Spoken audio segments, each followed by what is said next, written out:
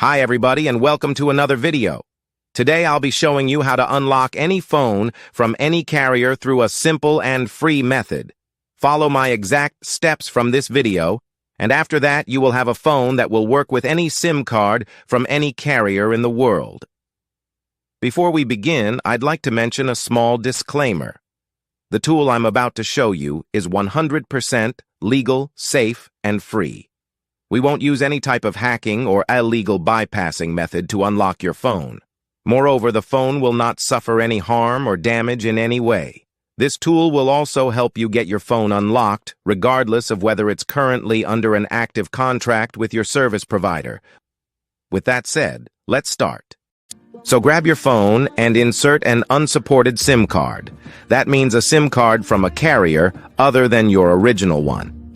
After powering up your phone, you'll receive a message asking for an unlock code.